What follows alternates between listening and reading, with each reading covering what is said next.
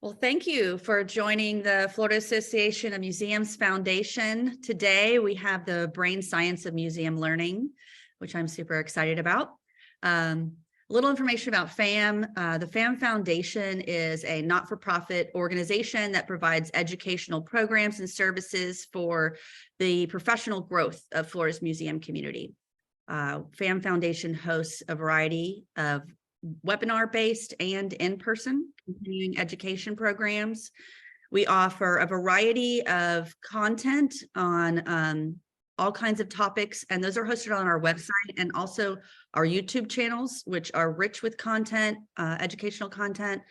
We also organize a large annual conference, and we provide various platforms for museum professionals to connect with one another. I want to thank our partners today. We have the Florida Department of State Division of Arts and Culture, Visit Florida, and the National Endowment for the Arts, which we are very thankful to.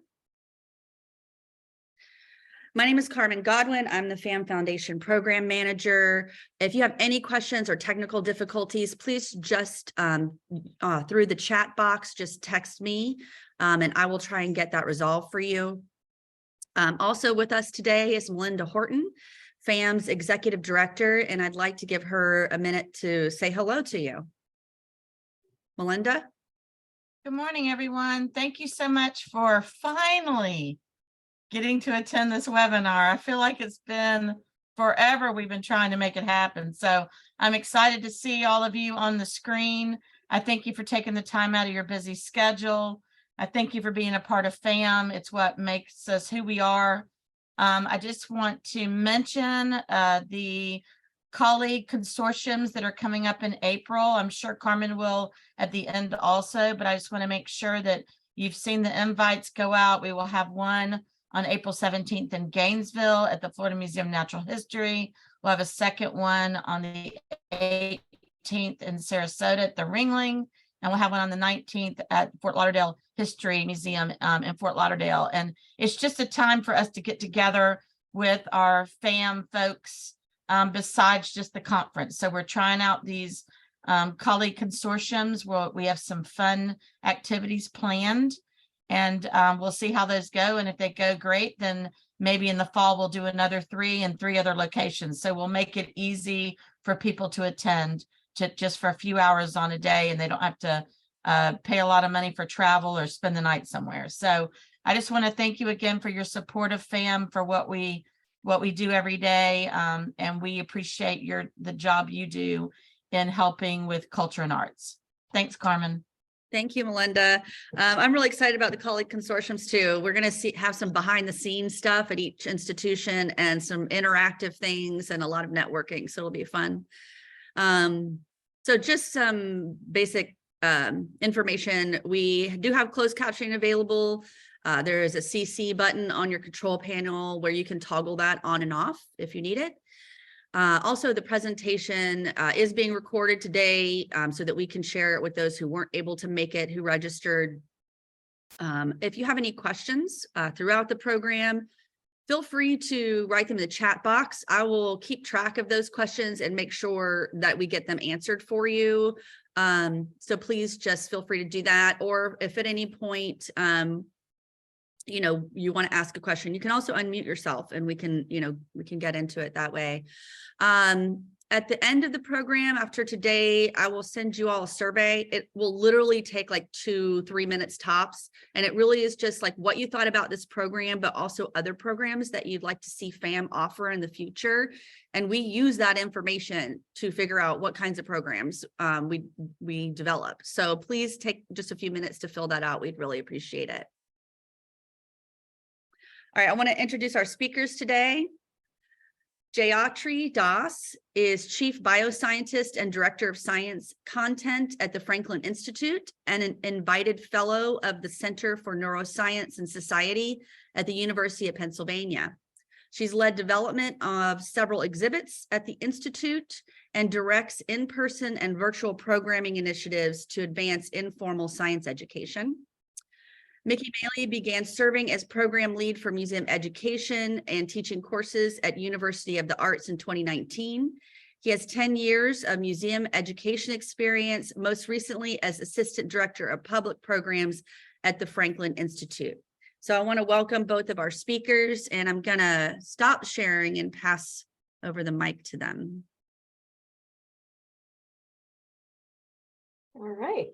Well, thank you, Carmen and Melinda, for having us as part of your really, really engaging series of programs. It sounds like it's very cool to see this community and have a chance to come talk to you.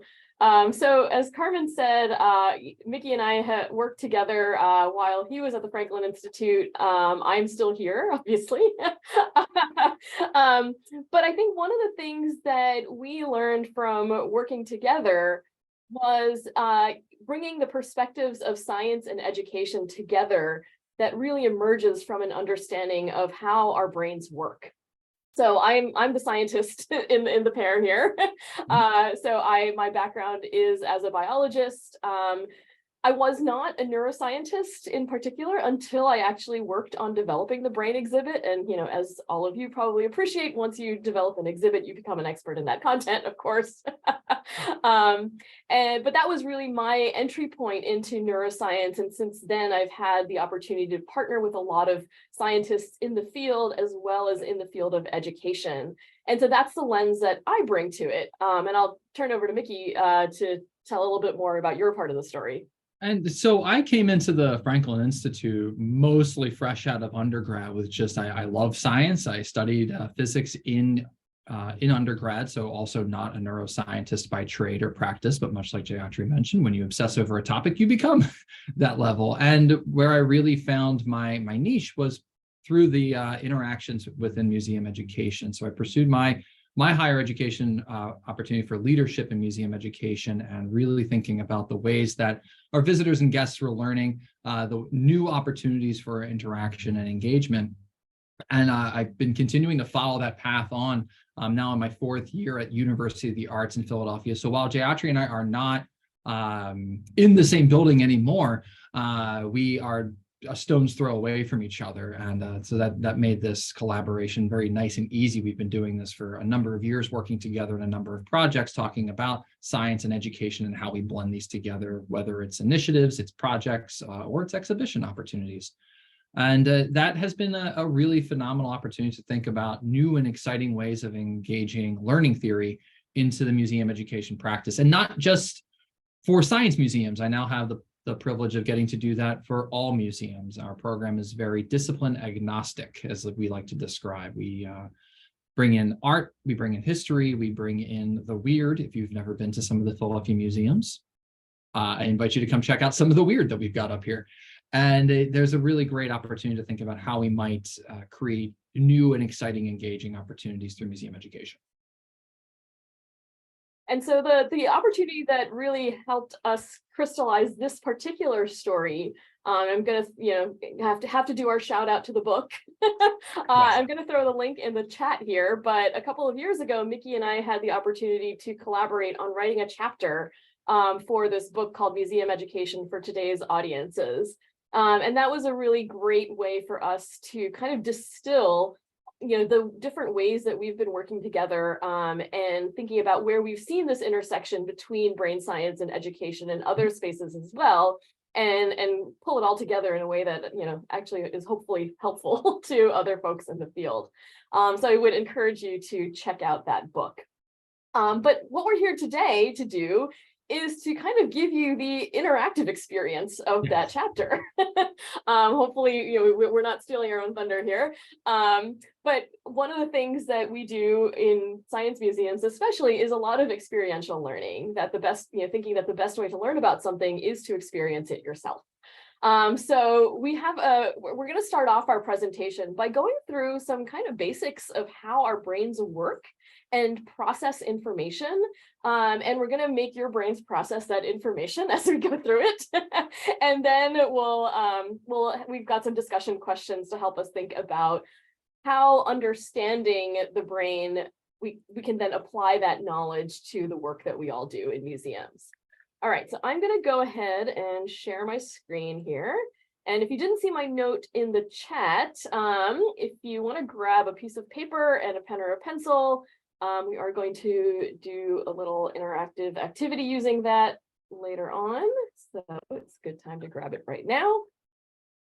But now I can't see everybody else anymore. Hopefully you can still see my screen and you can see me. We're good. So I'll go ahead and get started, and Mickey, you should feel free to jump do. in wherever you want. We are going to be using some interesting Zoom tools that you may or may not be familiar with as well. So we'll try and walk you through everything you need to participate. But as in a good museum learning experience, we do want everybody to participate as much as your technology allows. Okay, so let's go ahead and get started by asking you to think back to a vivid learning experience you remember from childhood.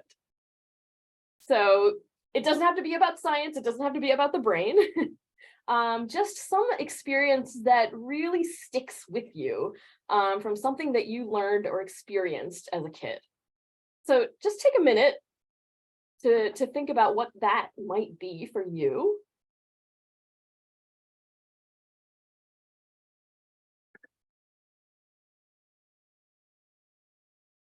All right, so hopefully everybody has something in mind. So before we ask you to kind of share that with us, we're gonna walk you through some Zoom tools because we want to see a picture of where everybody's experience lands. So what I hope you can find is an icon that looks like a little pencil like this. That's going to be your option to annotate my slide when I pull up the next slide. If anybody is having trouble finding that little pencil, you can throw it, let us know in the chat and we can try and direct you. So Zoom may have updated for some of you. So while this is happening, if you're looking at the whole screen that Jayatri is sharing, to the right of that green bar, it will say View Options. Click on that drop-down menu, and then it should be the 5th option. For those of you that have updated, it'll say Annotate. Just click on Annotate, and it'll bring up that bottom menu of icons that Jayatri has shown here too. Thanks. I have multiple screens going on here. Listen, Zoom will just update when it wants, and we are all just here for the ride. All right, so hopefully once you can click on that annotate button, you see this other menu come up, and you can then click on the stamp option and you can choose the stamp that speaks to you. Maybe it's a check, maybe it's a star, it doesn't matter, just pick a stamp. All right, so hopefully everybody can find that. Kel, go, yeah, thank you for testing that out. Feel free to test your stamp out on this screen. All right, looks like it is working for folks. Awesome. Excellent. All right, so on my next slide, I'm going to ask you a bunch of questions. Let's actually clear the annotation. Oops, sorry. I'm on the wrong screen. If you could go back and now click on the next one that says eraser and then erase all of your annotations. I was able to clear everybody's. Oh, good. Okay, so now on this, now that we're looking at this slide, use your stamp to tell us, to share some of your reflections about that vivid learning experience you had as a kid.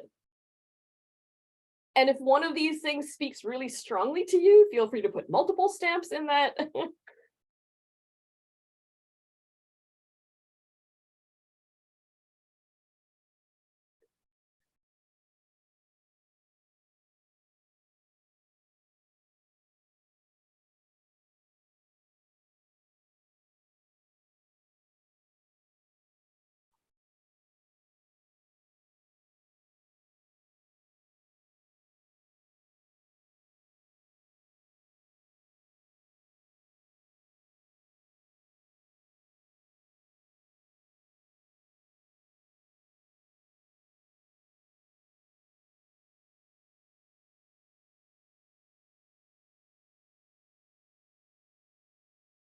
I'll just give everybody a minute to finish their annotating here.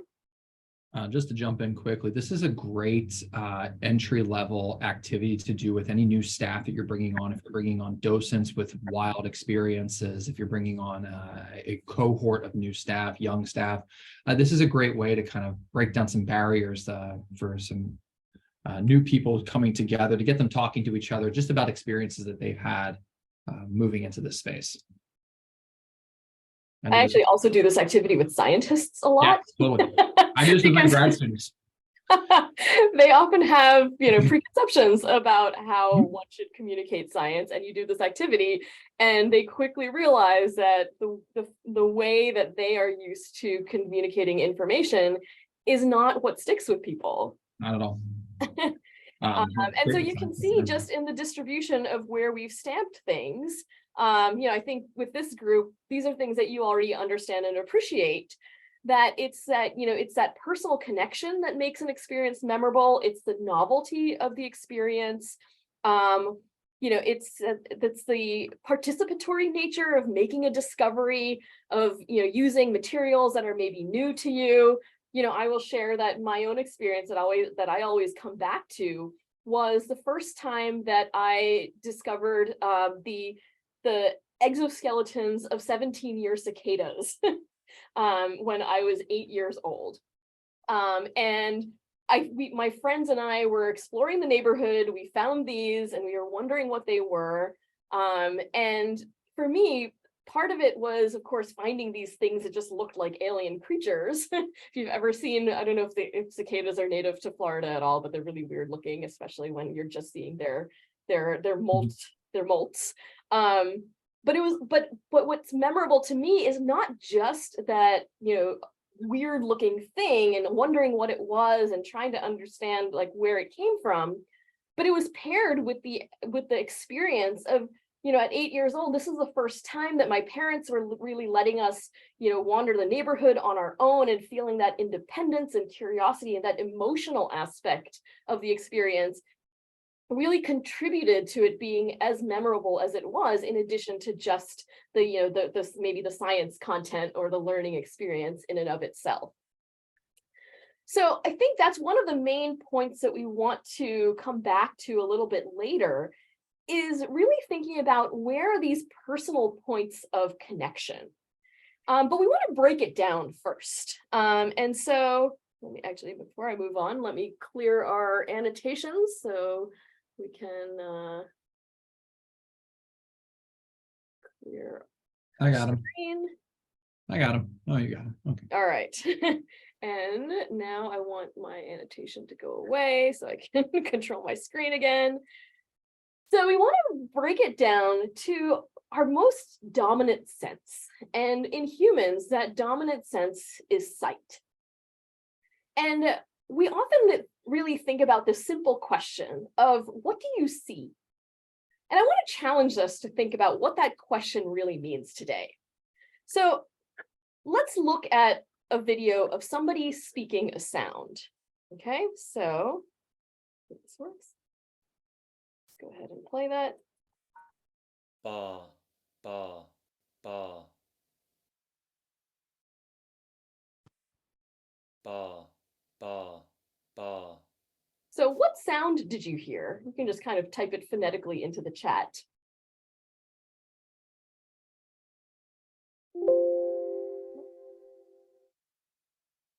Yep. Okay, so everybody's kind of hearing ba. Okay. So now let me play you a different video. Ba, Here we go. ba, ba, ba, Now I want you to Ba, watch the video as ba. you listen. ba, I'll play it again. ba, ba, ba, ba, ba, ba. What sound do you hear now? So fa or va, that's right. So here's the weird thing. It's the exact same sound in both videos. But what you see is that the first video, you were watching this guy make the mouth movements of ba. In the second video, you watch him make the mouth movements of fa. And your visual system is so dominant that it actually overrides, that you get this disconnect between what you see and what you hear.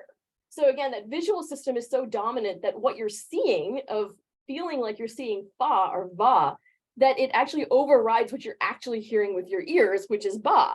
So let me play you both the full video, ba, and you can kind of switch your gaze back and forth and see how the sound changes.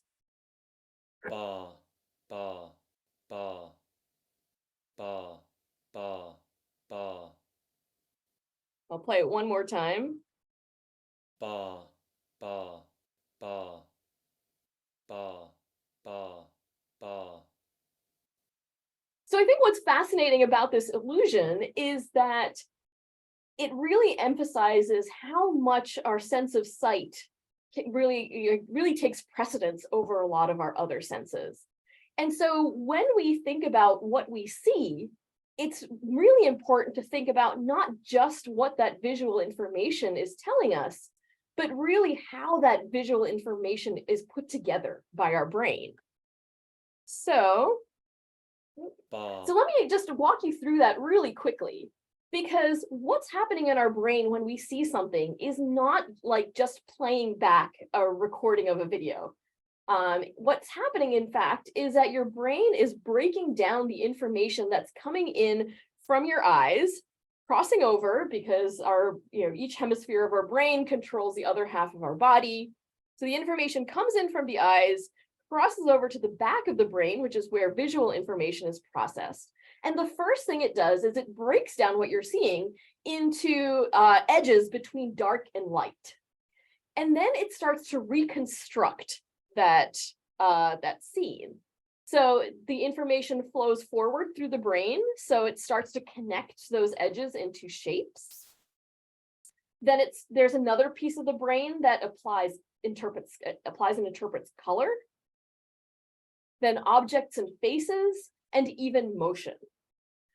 And at each step of the way, this process is being really reinterpreted by your own past experience in ways that you may not even understand.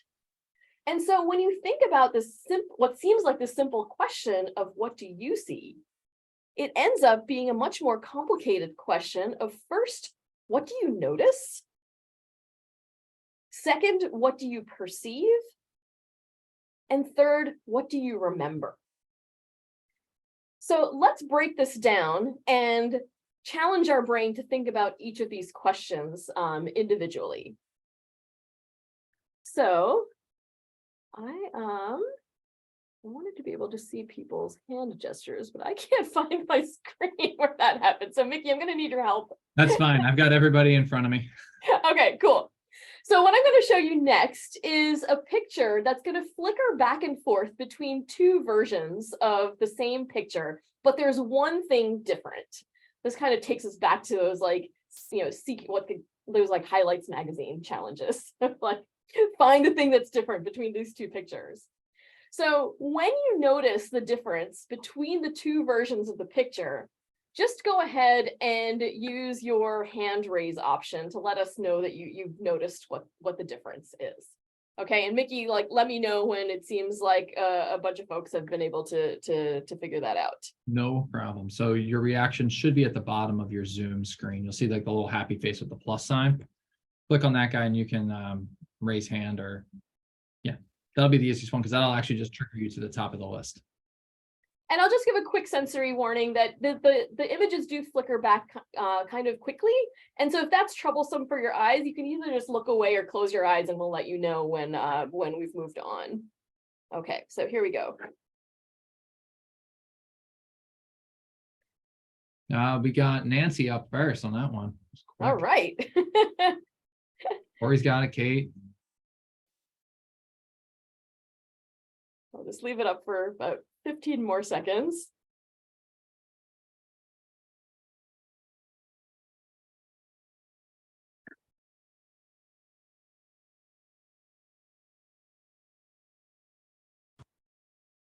All right, let's give our eyes a break. Okay, so someone who figured out what the difference is, you want to type it in the chat or unmute and let us know what you saw is the difference between the two?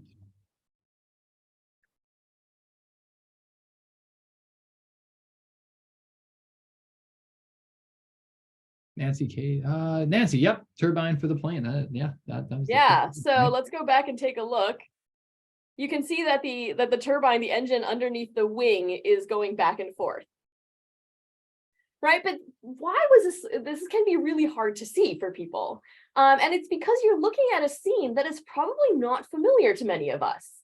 There's a lot to look at. It's a complicated scene. There's a lot of people. You don't know what to focus on because you don't know necessarily what the point of the picture is. And so it can be hard to focus your attention on what is different. And in fact, our brains are actually kind of, have evolved to develop particular sensitivities to certain cues that attract our attention. And those tend to be color, motion, and faces, because these are all things that have been important throughout human evolutionary history for us to pay attention to in terms of our survival. Notice that engines underneath planes are not on that list. And so when we think about why that matters in our everyday lives and the kinds of work that we do, we can think about where that plays into how we pay attention to things. So this is an example of an image from an experiment that was done to look at how people's attention influences their information processing. So this is a fake diaper advertisement here. And the colors indicate the most time where people's eyes are looking. And so you can tell that, again, going along that theme of, color, motion, and faces really being the high priorities for our brain, we all want to look at the cute baby face, right? So everybody's looking at the face of the baby. No one's really looking at the information about the diapers. So how can you potentially use this to your advantage? Well, here's a potential redesign of the advertisement where now you can use that information about how the brain pays attention to really focus your audience. So now we can see that our eyes are immediately drawn to the baby first, as usual, but now we're interested in looking at what the baby's looking at. And so that directs our attention more effectively to the information about the product. So, and of course, this is again an experiment done around advertising, and there are many advertising companies that actually use what we call neuromarketing techniques to understand how the brain is influencing how we process information. But obviously, we can talk about how that applies to what we think about in terms of museum design as well. Okay, so then the next piece then is, what do we perceive? All right, so all of you have probably seen this picture before because it kind of broke the internet. And just so we know what our distribution is in this group, I'm going to throw up a poll if you want to reply to the answers that are up there.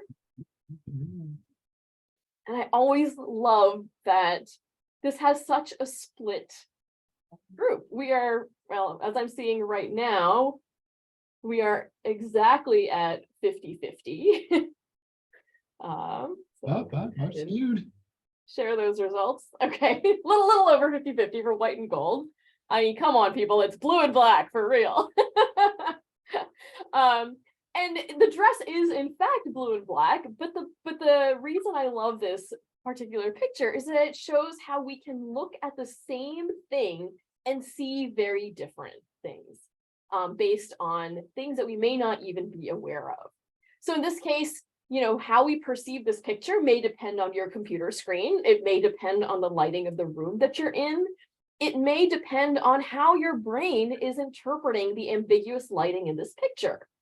So in this case, you can play with the lighting and manipulate how it looks and the artificially, and kind of the understanding of what's happening in this picture is that if your brain perceives the lighting as coming more from a natural light source, you're more likely to perceive it as white and gold.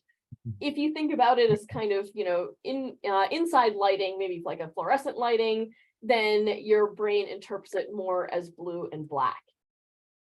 And so this helps us understand how there are all of these different factors that shape how we perceive what we see. So again, we might all be taking in the same visual information, but how we're interpreting that visual information can be very, very different. Okay. And then the last question that we asked in terms of breaking down that simple question of what do we see is what do we remember? So this is where the activity that you're going to need your pencil and paper for. So I'll give you a minute to grab that. And the activity that we're going to do now is I'm going to show you 4 pictures for 10 seconds each. And for each picture, I want you to try and remember as much as you can. Pencils down for this part while you're looking. I just want you to observe. And then after you've seen all 4 pictures, I'll ask you to pick up your pencil and draw the one picture I ask you to try and recreate from your memory. All right, everybody ready? All right, so again, pencils down right now. I'm just going to show you 4 pictures for 10 seconds each.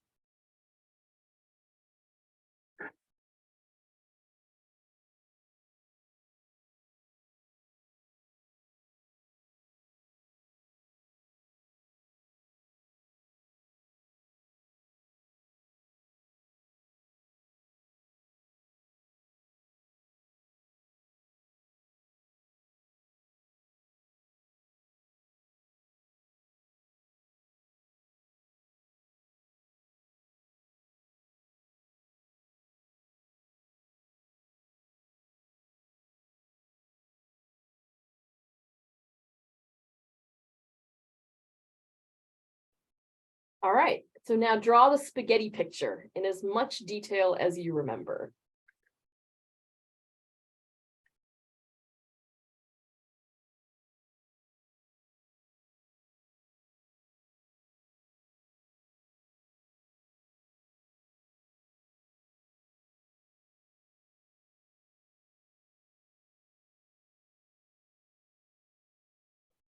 This is clearly not an art contest. So just draw the elements of the picture you remember. Sorry.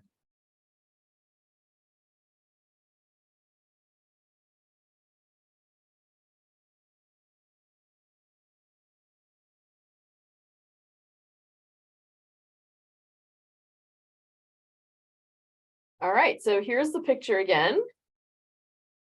So compare that to what you drew. And I will put up another poll to help us share what everybody drew.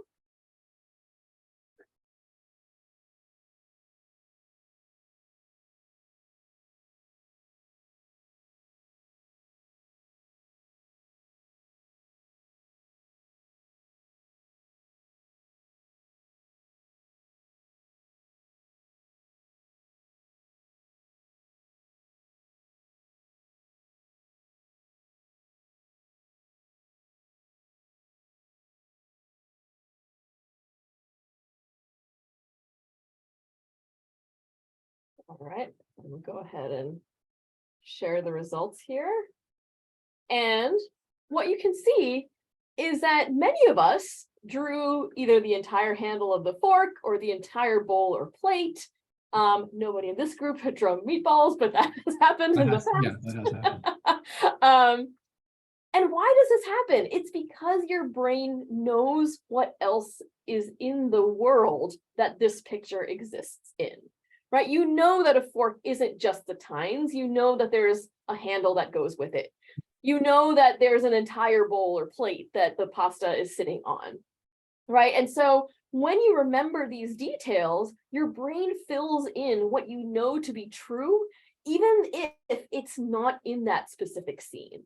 And so that's another example of how what you remember is always informed by your experience in the world.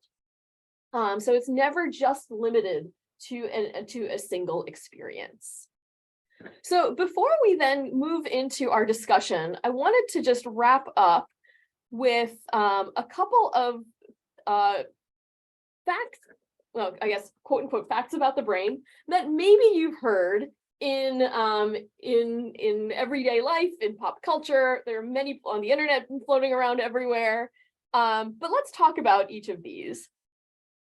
First is this idea that we only use 10% of our brains. I'm betting that many of you have heard this before, and this is, of course, a myth. We use 100% of our brains all the time. But where does this come from? It's probably because what we really like is the idea of untapped potential. That if we were only using 10% of our brains, just imagine what we could do if we could unlock the other 90%. And the good news is, even though our brains aren't necessarily confined to 10% of the real estate of our brain, we do have untapped potential in terms of the number of connections that we make over our lifetimes. And so that's one thing that we always try and communicate to people, is that our brains are always changing. We are not static. You have so much more that you can do. A second one that you might have heard is the idea that people are either right-brained or left-brained, and the right brain is somehow limited to creativity, and the left brain is limited to analytical function. And again, that is not true. Our brain, the hemispheres of our brain are working together all the time. We saw just in that example of how we process vision that our right and left hemispheres are working together to integrate what is coming in through both of our eyes. And that is true for everything from sensing to moving to processing language. Our whole brains are working together. And in fact, when we think about artists, they require so much analytical function to execute what they do. And if you think about scientists, they require so much creativity to come up with the ideas of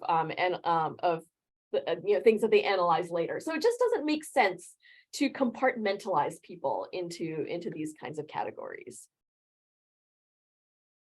A third one that maybe you're challenging yourself right now is the idea that we can multitask. In fact, what we've learned from studying the brain is that when we are trying to accomplish two different tasks at once that require the same parts of the brain for processing, what our brain does is actually switch back and forth. So you're task switching, not multitasking. And when you are task switching, you end up either taking more time or being less accurate to accomplish those tasks.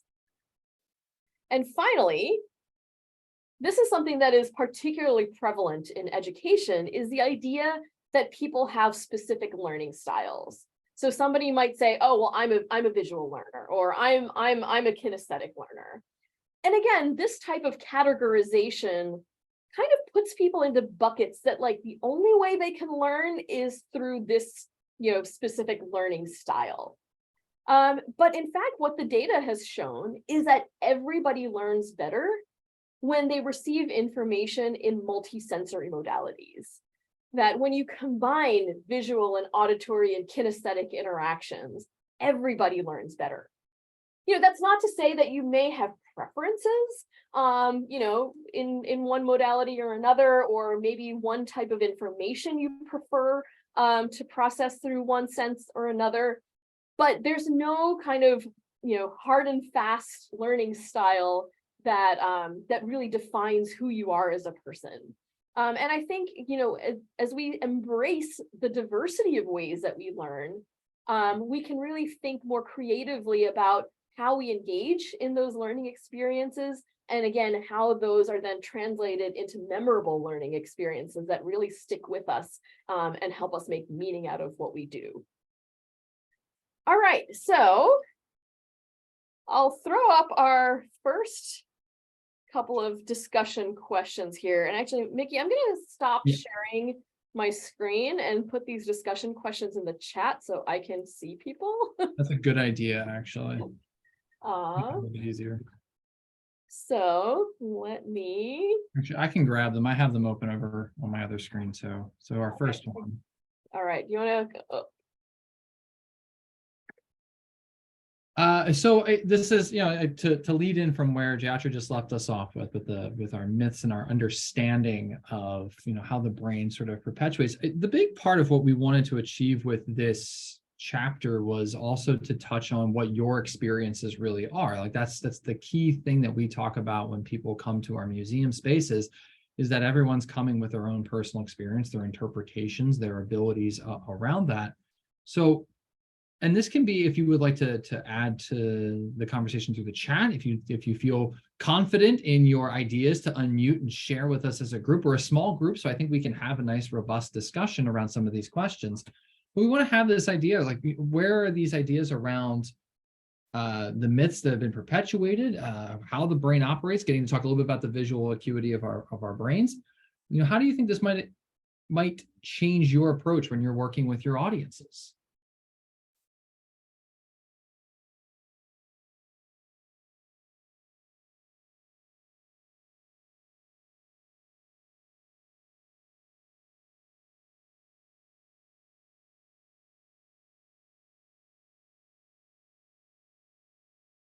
I might say how it would change my approach with how I work generally. Like, I sort of think of myself as a wonderful multitasker, but now I'm sort of rethinking that. Corey has. Corey, yeah, please jump in. Sure. I was just so I do exhibit design and development, and one of the things that I think would be a really interesting tool to use was just your example of using faces to direct attention to like key concepts and text. It's kind of a fun way to incorporate the, direct the gaze sort of. It's fun.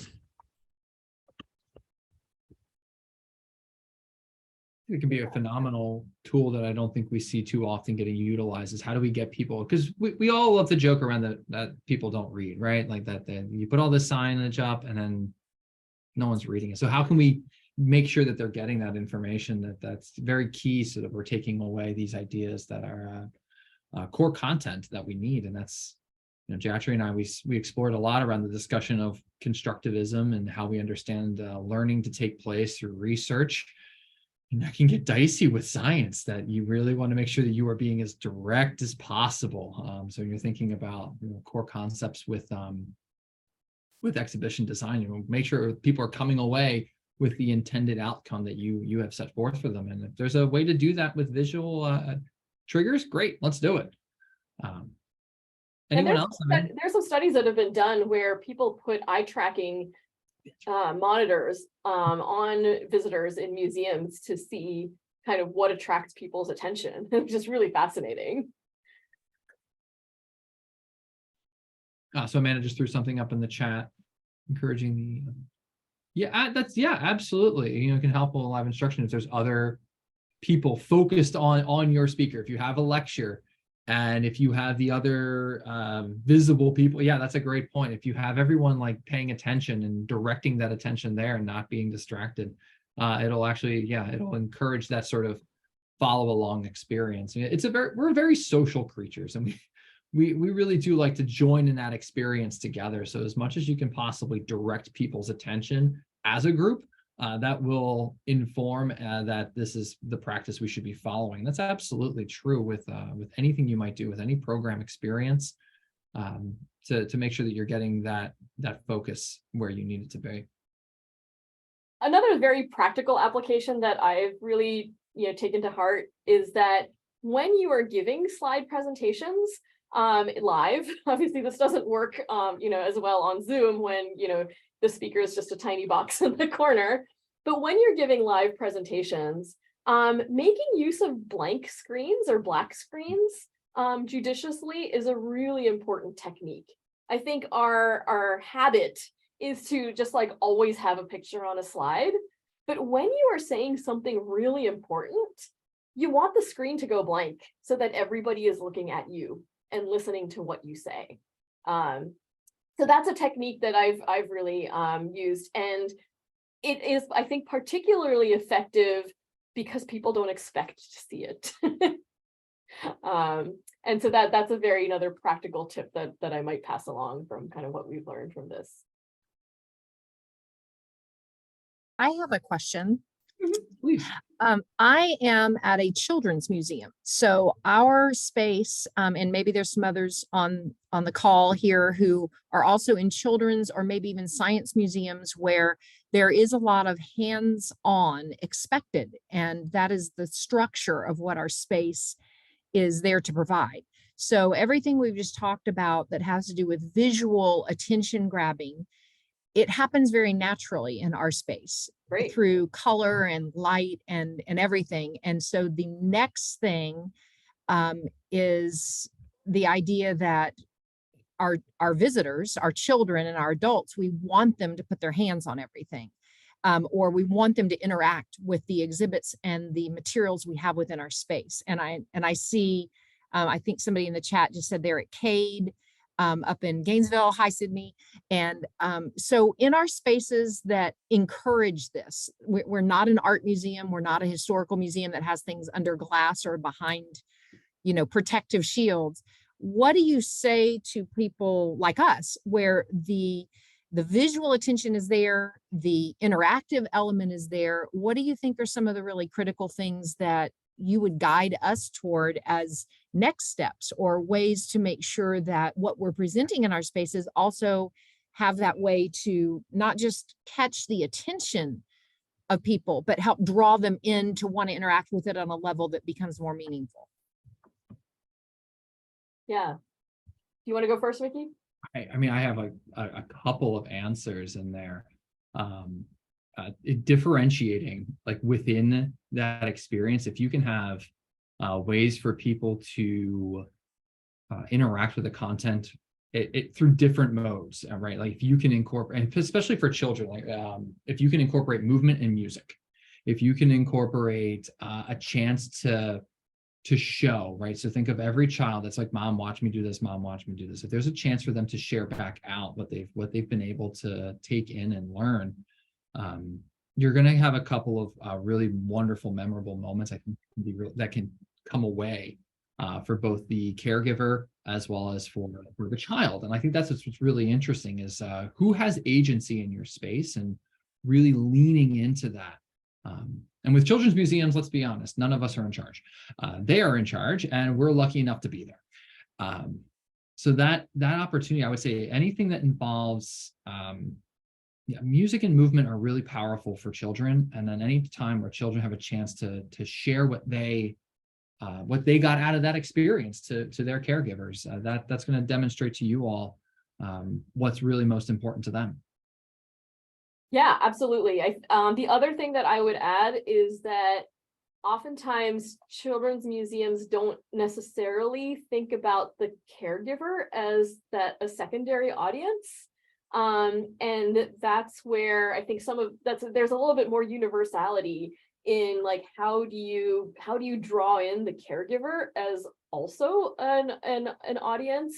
And, how can you be thoughtful in terms of designing spaces so that the information for the caregiver is, placed where the child is going, right? We always talk about, make sure that like what to do and the things to do are in the same place. And I think that's something to think about as well. If you're trying to, pass information along to caregivers.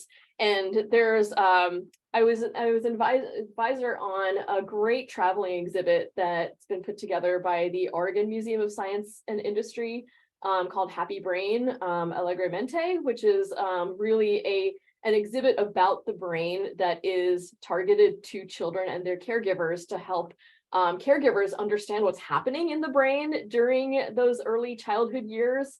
So I think children's museums have a really fantastic opportunity to put this into practice, but also kind of peel the layers back so that parents and caregivers are understanding what's going on and why you're doing things the way you're doing it. And just to touch on something Sydney said, if you all haven't checked the chat, merging these types of learning styles with the activities, observing how your people are participating with that is going to give you the cues that you need. And every audience group and every demographic in every metropolitan area, rural area, you're going to have people that have different interests and experiences that they're bringing through your doors. And really the best way to understand the way to reach them is to see how they're interacting with your pieces. And I think that's the point, that Sydney is making here. But Sydney, the other point is like, you took a little bit of a shot at yourself. It took you a while to realize it, but you're still learning. To Jay Autry's point, we're constantly still learning. That goes for us as professionals and adults, and even for the two of us who spent all this time working on these projects. We're still learning, and we're still surprised at the way people are engaging and interacting. And that's supposed to be the point of all this. I also want to call so Cal also put in here is a really great point. I don't know that we did this really well, Chadri. Brain breaks are fantastic. Like anytime you can incorporate that, being comfortable with silence is not an inherent thing that we are good at, but anytime you can incorporate that to allow for people to process and catch up, please do it. Even if it's a quick little completely now for something completely different for those of you that are Monty Python fans, just to kind of switch what your attention is looking at to let your brain process what's experienced, move on to the next part, and then come back. Those are really great opportunities to do that as you're designing your learning experiences or presenting in a webinar format. Or designing an exhibit, right? Thinking We're designing about, an exhibit, having a quiet space to sit. where in your institution do you have spaces to sit and process? Yeah. I feel like we certainly don't have enough of those at the Franklin Institute. And But it's a something that lot. we are Lots of places have that, and that's being not. mindful, yeah. You try to maximize the moments in your building, and then you want to think about where are the moments for people to have the respite. Like, why are they coming to you? Is also part of the question you want to answer.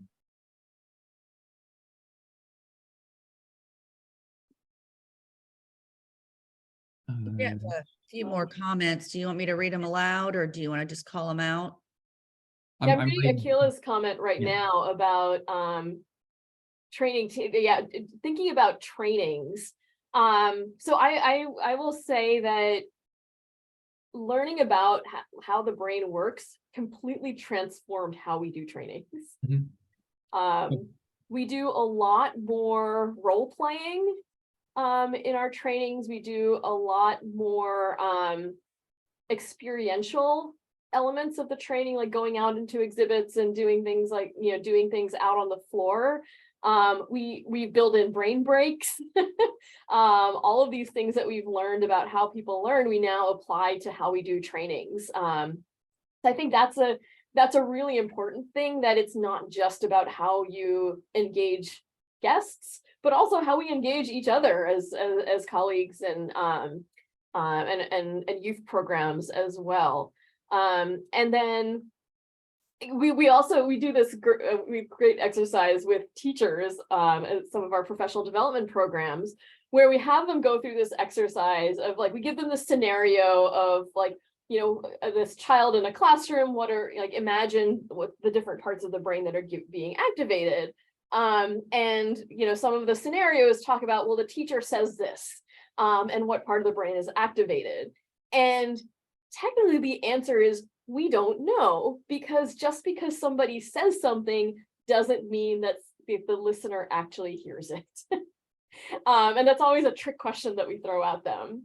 And it's a good wake up moment for them to remember, oh yeah, just because I'm saying something doesn't mean that that information actually gets processed. And so how can we use other senses to really support what we're trying to say? How can kids how can we get them to tell back to us what they're hearing, so that we know that they really process those critical pieces of information?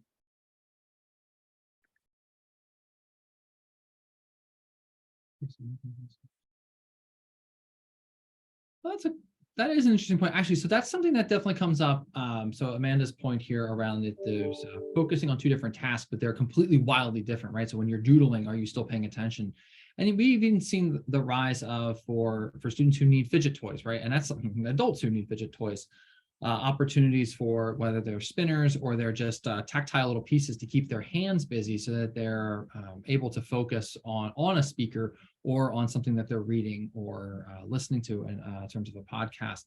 And you're right, there's an opportunity for that to really focus in the individual. We've seen that particularly training. I encourage that with my students to have their device if they need to have a hand squeezer, something that is not at all attention grabbing, but it is something to keep them physically busy if there is a need for such moments. And I know that a couple of other professors here on campus, particularly ones that work with students with learning disabilities, they encourage that in their classrooms too, and have provided them for students in many cases as well. I think all this really does tie together important. Nancy made an important point here around like the first activity that Geometry led, and that I have led for graduate students and for new volunteers and staff, and Geometry's led with new volunteers and staff and scientists and teens. And if you're kind of thinking about that holistic experience of the story behind your learning experiences, and really finding ways for people to participate in that, that's going to help you with team communication skills. Providing them the opportunity to share that out, Akila, could be a really fun way to get them talking early on, where they are the expert in that experience because that's their personal experience they brought to the table.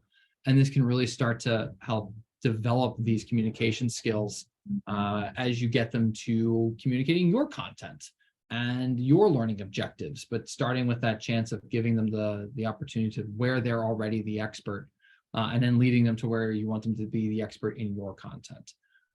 I mean, these are really great opportunities, and please steal our ideas and our activities. And I mean, we gave away a lot of the content of our chapter, but please still buy our book that we're in, because there's lots of really great things that we didn't talk about today in that book from so many other amazing authors. I just threw out one of our other discussion great. questions in the chat as food for thought, as we're running out of time. But I think the other, like we've talked a lot about like how can we understand how people's brains work to help them learn in our spaces, but we can also flip it around.